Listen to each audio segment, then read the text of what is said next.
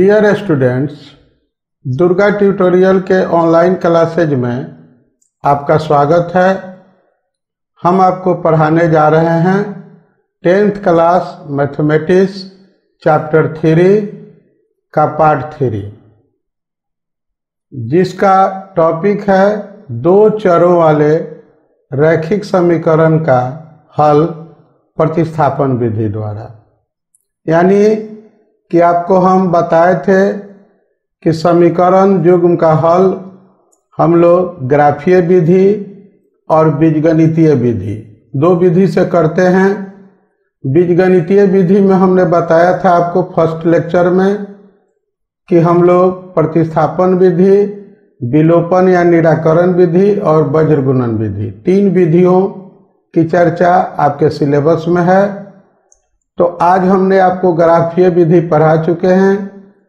अब हम आपको पढ़ाएंगे आज प्रतिस्थापन विधि, इसके बाद हम आपको पढ़ाएंगे विलोपन या निराकरण विधि, फिर वज्रगुणन विधि तथा सारे विधि से समीकरण का हल सिखाने के बाद हम आपको जीवन की व्यवहारिक प्रश्नों का हल समीकरण के माध्यम से कैसे किया जाता है, ये चीज सिखाएंगे।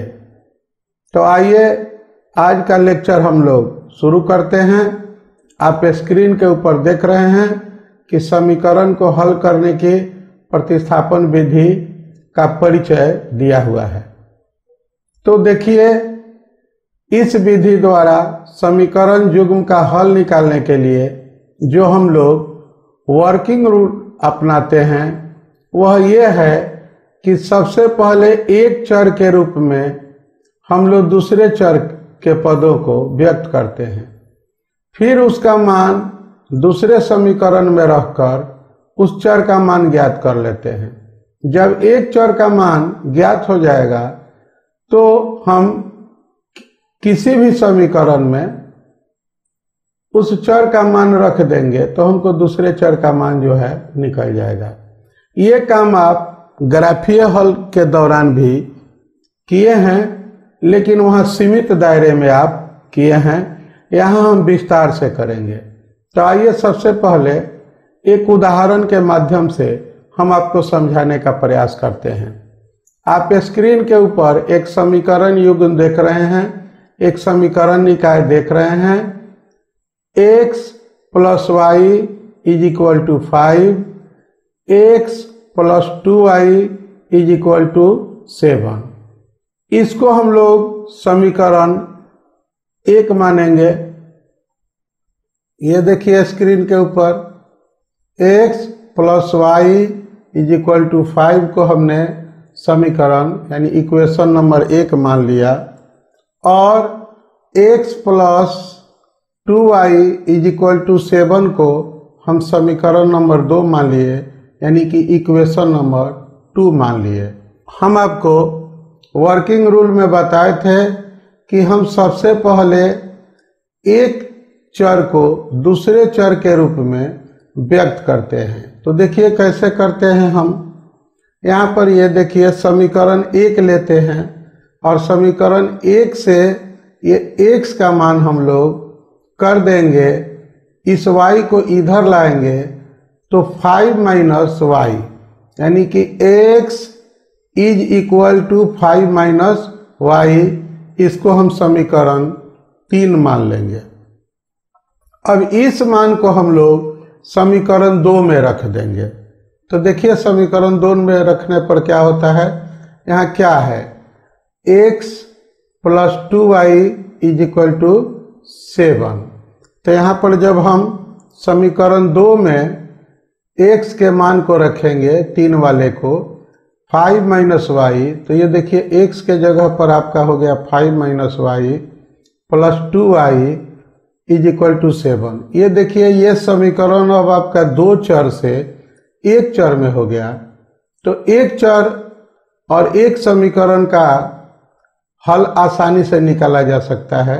अब ये देखिए +2y और -y है, तो 2y में से y घटाएंगे तो बचेगा आपका y, और इस 5 को इधर लाएंगे तो ये -5 हो जाएगा, तब आपका ऐसा हो जाएगा हल y + 5 = 7। अब हम क्या करेंगे, ये देखिए y का मान निकालने के लिए इस 5 को इधर लाएंगे तो y = 7 - 5। अब आपका y का मान हो गया 2। इस तरह से आपका y का मान निकल गया। अब ये जो आपका y का मान आया, इस समीकरण 3 में जब इसको रख देंगे तो x का मान निकल जाएगा। देखिए कैसे रखेंगे। समीकरण 3 में y का मान, ये देखिए लेफ्ट साइड में क्या है, x है, तो x = यहाँ है 5 - y, तो ये 5 रख दिए और यहाँ पर y का मान 2 आया है, 2 रख दिए तो 5 - 2 = 3। इस तरह से आपका ये समीकरण का हल प्राप्त हुआ। समीकरण का हल का मतलब होता है समीकरण के चरों का मान ज्ञात करना। हम आपको पहले भी बताए हैं। तो ये देखिए इस समीकरण का हल हमको मिला x = 3 और y = 2। यही आपका आंसर हो गया। एक बात मैं आपको और बतला दूं, आपका आंसर गलत है कि सही है ये आप कैसे जानेंगे। तो इसका बहुत आसान उपाय है। ये देखिए x का मान 3 आया है, y का मान 2 आया है। इस समीकरण में रख के देखिए तो यहाँ पर हो गया 3 और 2 5, यानी कि इस समीकरण को ये संतुष्ट करता है मान।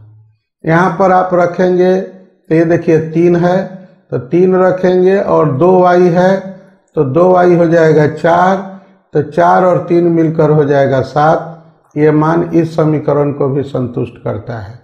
तो जो मान आपको प्राप्त हुआ है अगर दोनों समीकरण को संतुष्ट करता है तो ये निश्चित है कि आपका जो आंसर प्राप्त हुआ है, जो हल प्राप्त हुआ है, वो सही है। आगे बढ़ते हैं और विधि तो वही है, हम आपको अलग अलग उदाहरण से समझाने का प्रयास कर रहे हैं इस विधि को। ये देखिए स्क्रीन के ऊपर एक नया सवाल आ गया, x + 2y = 11, x + 3y = 15। बात वही है, हम सबसे पहले दोनों को समीकरण 1 और 2 लिख देंगे। उसके बाद समीकरण 1 से, जैसा हमने पिछले सवाल में बताया, हम लोग क्या करेंगे, ये x को इधर रहने देंगे और y जो है इसको इधर लाएंगे। तो x = 11 - 2y, इसको हम इक्वेशन नंबर 3 यानी कि समीकरण 3 मान लेंगे।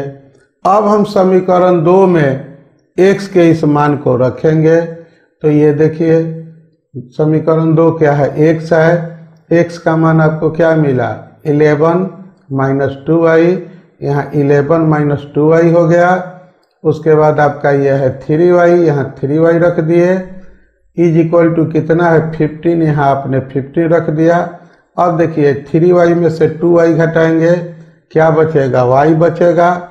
तो अब आपका ये हो गया y + 11 = 15। अब y का मान निकालना आपके लिए आसान हो गया। y = ये 11 इधर आ जाएगा, माइनस हो जाएगा, 15 - 11 = आपका हो जाएगा 4। तो y का मान हो गया 4। तरीका वही है, समीकरण 3 में y के इस मान को रख देंगे तो x बराबर है 11 घटा 2y। तो यहाँ पर 11 में से ये 2y है तो 2y का मतलब होता है माय डियर 2 गुना y, यानी कि 2 गुना 4, 8 घट जाएगा तो क्या बचेगा 3। ये स्क्रीन के ऊपर देख लीजिए हम जो बोले हैं, x बराबर हो गया 11 घटा 2 गुना 4, बच गया 3, इसलिए x का मान हो गया आपको 3। तो x बराबर हो गया 3, y बराबर हो गया 4। यही देखिए आपका समीकरण का हल हो गया। ये दूसरा उदाहरण है, पहला उदाहरण हमने समझाया, ये दूसरा उदाहरण है। हम आपको कई उदाहरण देकर इसलिए समझा रहे हैं ताकि ये विधि आपके दिमाग में ठीक से बैठ जाए। आगे बढ़ते हैं। एक और प्रश्न आपको स्क्रीन पर नजर आ रहा है, ये देखिए आपका प्रश्न क्या है, x घटाव 3y बराबर 10, x घटाव 7y बराबर घटाव 30। जैसा कि आपको हम बताते रहे हैं, पहले हम नंबरिंग कर देंगे समीकरण 1 और 2। समीकरण 1 से हम x का मान निकालेंगे, क्या आएगा देखिए, ये x यही रहा और ये 3y इधर आके प्लस हो गया, तो ये हो गया x बराबर 10 जोड़ 3y, इसको समीकरण हम 3 मान लिए। अब हम समीकरण 2 में x के इस मान को रखते हैं, इस मान को रखने से हमें क्या मिल जाएगा, ये देखिए x के जगह पर क्या आया है, हमको x के जगह पर आया है 10 जोड़ 3y, तो यहाँ पर रख दिए 10 जोड़ 3y घटाव 7y बराबर हो गया -30। अब ये देखिए 3 में से 7 जाएगा, कितना होगा, 4 होगा। तो अब आपका ये रूप हो गया, घटाव 4y जोड़ 10 बराबर घटाव 30। अब हम क्या करेंगे, अगले स्टेप में ये देखिए इस 10 को इधर लाएंगे, तो ये हो गया आपको 4y बराबर घटाव 10 और घटाव 30, यानी कि -4y बराबर हो गया -30 -10। क्या मिला, -4y इज इक्वल टू -40, तो आपको y का मान क्या मिल जाएगा, -40 बटा -4 इज इक्वल टू 10। आपको अब y का मान प्राप्त हो गया। तरीका वही है, समीकरण 3 में हम y के इस मान को रख देंगे, तो हमें x क्या हो जाएगा, ये देखिए ये हो गया x और 10 जोड़ 3y, तो ये 10 हो गया और 3 गुना 10 हो गया, चूंकि y का मान आपको यहाँ पर 10 आया है, तो 10 जोड़ 30 आपका हो गया ये 40। अब आपको x y दोनों का मान प्राप्त हो गया, x बराबर 40 और y बराबर 10। यही आपका आंसर हो गया। आगे बढ़िए और एक और सवाल को समझने का प्रयास कीजिए। स्क्रीन के ऊपर आपका सवाल दिख रहा है, 7x घटाव 2y बराबर 1, 3x जोड़ 4y बराबर 15। तरीका तो अब तक आपको याद हो गया होगा, वर्किंग रूल, कि पहले दोनों समीकरण का नंबरिंग कर देते हैं, समीकरण 1 और समीकरण 2। इसके बाद क्या करते हैं, समीकरण 1 से हम x का मान निकालते हैं। तो ये देखिए यहाँ x का मान न निकालकर आपको एक और बताते हैं कि आप y का भी मान निकाल सकते हैं। तो ये देखिए 7x घटाव 2y बराबर 1 है, यहाँ हम क्या किए, इस 1 को इधर लाए, तो 7x घटाव 1 और ये 2y को इधर लाए, बराबर हो गया 2y। थोड़ा सा हम तरीका चेंज कर दिए, इस बार हम x न निकाल कर पहले y का मान x के रूप में निकालते हैं। तो देखिए y बराबर हो गया आपका 7x - 1/2, ये हो गया समीकरण 3। क्योंकि आपके मन में ये प्रश्न उठता है कि हम x के रूप में y को बदलते हैं, तो क्या y के रूप में x को भी बदल सकते हैं, तो आप जरूर बदल सकते हैं। आप अपनी सुविधा अनुसार x के रूप में पहले y को भी कर सकते हैं, y के रूप में पहले x को भी कर सकते हैं। अब इसको हम लोग समीकरण 2 में रखेंगे, तो देखिए समीकरण 2 में क्या है आपका, यही ना 2 समीकरण 2 है, 3x जोड़ 4y बराबर 15, ये हो गया आपका 3x और ये 4, ये देखिए 4 गुणांक है, तो 4 यहाँ हो गया और y का मान आपको क्या आया है, यही ना y का मान आया है, तो 7x घटाव 1 बटा 2 बराबर हो गया 15। अब देखिए ये आपका 2 से ये 4 कट जाएगा तो कुछ रूप ऐसे हो जाएगा, 3x, ये आपका 3x वही है और ये कटा तो ये हो गया 2 और ये अंदर वाला 7x - 1 हो गया बराबर 15 हो गया। अब हम क्या करेंगे, इसको और जो है सिंप्लीफाई करेंगे, तो ये 3x और ये हो गया 7 दूना 14x यानी 14x और ये 1 में 2 का गुना किया -2 हो गया इज इक्वल टू 15। अब हम x को एक साथ जोड़ेंगे, 3 और 14 को जोड़ेंगे तो ये हमारा हो जाएगा 17x, और ये -2 इधर 15 में आके जुट जाएगा तो ये हो गया 17x बराबर 15 जोड़ 2 यानी 17x बराबर 17। तो x का मान आपको हो गया 17/17 1। अब इसी मान को हम लोग समीकरण 3 में रखेंगे तो देखिए क्या होगा, y का मान क्या हो जाएगा, y का मान आपका हो जाएगा, ये देखिए 7x है, x का मान आपको 1 आया है तो ये हो गया 7 गुना 1 घटाव 1/2, ये हो गया 6/2, 3 हो गया। तो आपको x का मान मिल गया क्या 1 और y का मान मिल गया 3। यही आपका इस समीकरण का हल प्राप्त हुआ। एक और उदाहरण से जानने का प्रयास कीजिए। ये देखिए फिर नया प्रश्न आपके स्क्रीन के ऊपर है।